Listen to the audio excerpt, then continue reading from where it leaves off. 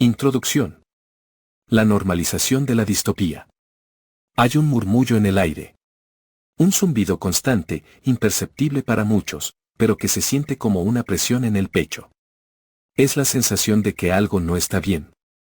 En la superficie, la vida moderna aparenta orden.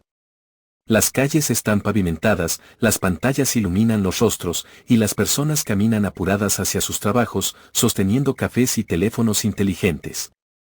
Las noticias anuncian progreso. Las redes sociales reparten sonrisas. Y, sin embargo, bajo esa fina capa de brillo, algo se está derrumbando. Vivimos en una sociedad profundamente enferma, pero nos han robado la capacidad para notarlo. Nos hemos adaptado al malestar como quien se acostumbra a respirar aire contaminado. Lo distópico se ha vuelto rutina. La vigilancia constante ya no asusta, el absurdo, así como la incorrección se celebran y la deshumanización avanza bajo el disfraz de modernidad. Nos han dicho que somos libres, pero nuestras palabras son vigiladas. Que estamos conectados, pero nunca nos hemos sentido tan solos. Que hemos evolucionado, pero el ser humano parece más perdido que nunca. La moral se ridiculiza, la verdad se relativiza, la familia se fragmenta, el cuerpo se desconecta y el pensamiento crítico es tratado como un virus. A cambio, nos ofrecen entretenimiento sin fin, distracciones digitales, pastillas para la ansiedad y un simulacro de felicidad. Hay algo profundamente equivocado en esta civilización y no es un problema técnico, más bien es una enfermedad diseñada del alma. Una patología colectiva que nos corroe desde dentro, que se manifiesta en depresiones silenciosas, en odios fabricados, en una fatiga existencial que se ha vuelto paisaje cotidiano. Claramente vivimos en un mundo descompuesto, pero es como si la humanidad entera caminara en estado de sonambulismo, hipnotizada, anestesiada por un sistema que ha hecho de la distopía una forma de vida y del sufrimiento, así como del egoísmo, una norma. Por otro lado, pareciese que, en este mundo, cuestionar es peligroso, pensar es incómodo, y sentir es un lujo. Ejemplo de ello podemos verlo en nuestra cotidianeidad. Imagina, una mañana cualquiera.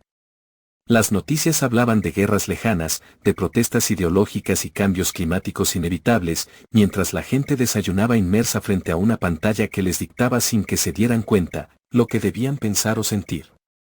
Y mientras tanto, en una escuela cercana, un niño fue regañado por decir que solo existen dos sexos.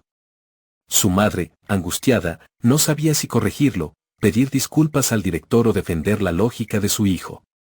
En este mundo, decir la verdad parece conflictivo, y el silencio, una forma de supervivencia.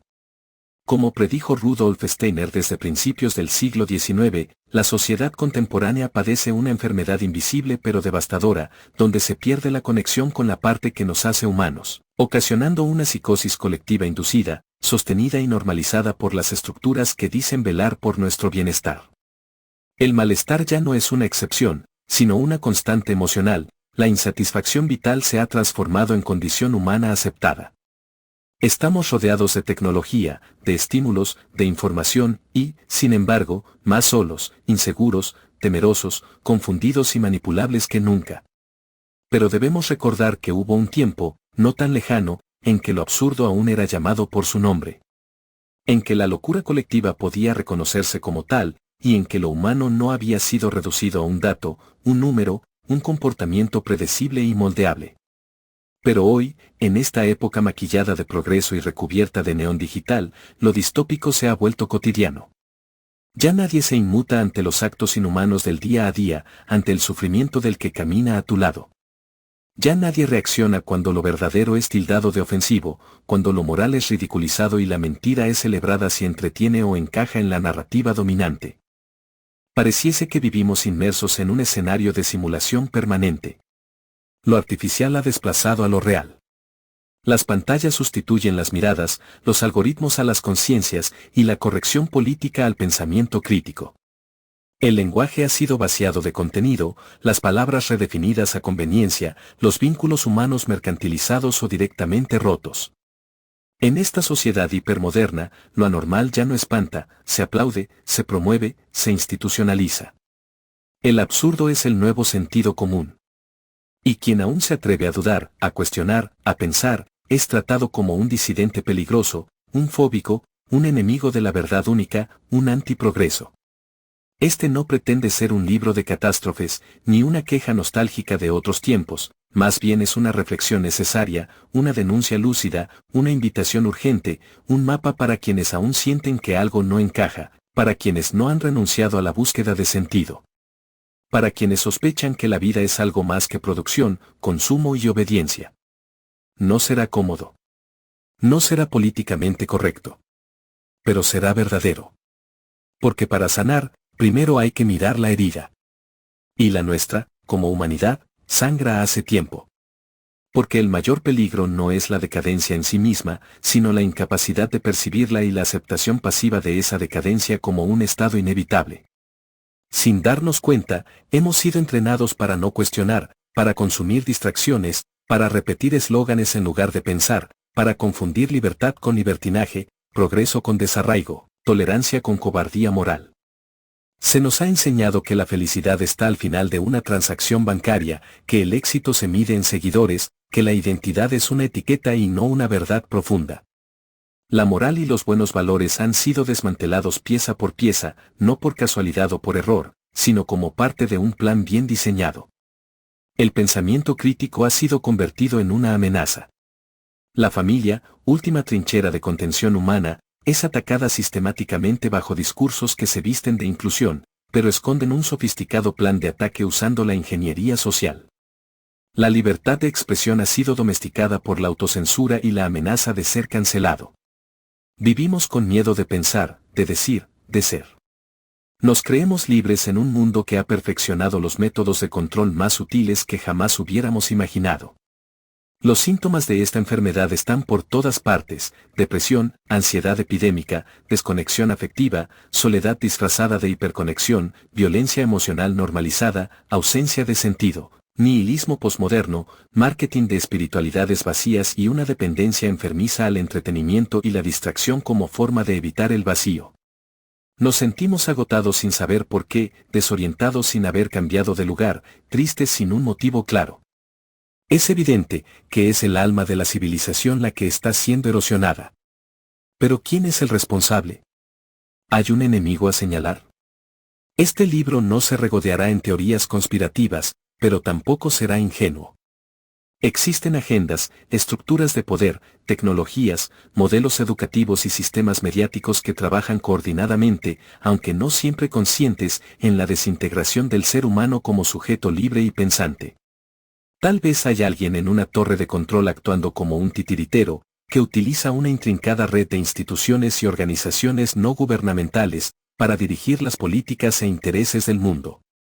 Para lo cual es indispensable que los humanos seamos individuos debilitados, dóciles, enfermos, temerosos, inseguros, fragmentados y sin raíces. Si analizamos el tema a profundidad, quizás podamos ver cosas que nos cueste llegar a creer, pero no pasa nada, pues si se nos hace difícil de creerlo, podemos dejarlo como un tema interesante sobre el cual reflexionar. No obstante, el propósito último de este libro no es solo diagnosticar. No basta con señalar el caos, sino que su objetivo primordial es mostrar el panorama general, para abrirnos los ojos ante el ataque constante que sufrimos, sin siquiera darnos cuenta de ello. El primer paso es estar conscientes de que estamos siendo manipulados e influenciados, y de ese modo tomar el control de nuestros actos para poder proceder en conciencia, dirigiendo nuestras actitudes y acciones para ser seres humanos holísticos, libres, saludables, analíticos, críticos, felices, donde procuremos nuestra parte física, mental, emocional, espiritual, y así tener la lucidez para ver la vida desde una perspectiva más amplia, lo cual será de gran ayuda para poder defender nuestra humanidad y la de nuestros seres queridos. Por eso, en su tramo final, esta obra se transforma en una propuesta, una llamada a la reconstrucción interior, a la reconexión con lo esencial, a la resistencia humana desde lo cotidiano. No se trata de regresar al pasado, sino de rescatar lo valioso que hemos perdido. No es un grito de guerra, sino una invitación a despertar. Vivimos en tiempos oscuros, pero también decisivos. Lo distópico puede ser revertido si recuperamos el valor de lo humano. La insatisfacción, cuando es consciente, puede transformarse en impulso vital. La enfermedad, cuando es reconocida, puede ser el inicio de la cura. Entonces comencemos a analizar la radiografía de nuestra civilización que ha enfermado psíquicamente, que se ha vuelto adicta a su propia decadencia, y que, sin saberlo del todo, suplica ayuda desde las ruinas invisibles de su alma. Veamos cómo opera la maquinaria. Esta enfermedad no es casual. Ha sido promovida, organizada, sistematizada. Las estructuras de poder visibles e invisibles han aprendido a manipular las emociones, los deseos, los temores. La cultura se ha convertido en un campo de reprogramación colectiva. Debemos darnos cuenta de que las tecnologías no son neutras, han sido diseñadas para captar la atención, dirigir el pensamiento y moldear comportamientos. La familia, la moral, la espiritualidad, el pensamiento crítico, todos han sido minados desde dentro. El resultado es un ser humano funcional, obediente, entretenido, pero profundamente insatisfecho. Un ser humano que consume más de lo que necesita para evitar pensar, que trabaja para comprar distracciones, que corre para no sentir el vacío, que no sabe estar solo ni consigo mismo. ¿Y entonces? ¿Qué hacer? Hay una pregunta que arde en el fondo de la conciencia: ¿cómo es posible que hayamos llegado a considerar normal lo que, en cualquier época sensata se habría considerado una enfermedad social, espiritual y moral? Vivimos en una era donde se ha invertido el sentido de las cosas, lo correcto se ridiculiza, lo vulgar se exalta, lo falso se promueve, y lo verdadero se oculta o se castiga. La deshumanización no se presenta como amenaza, sino como progreso.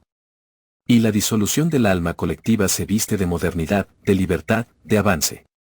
Debemos preguntarnos: ¿es posible vivir de otro modo sin escapar del mundo?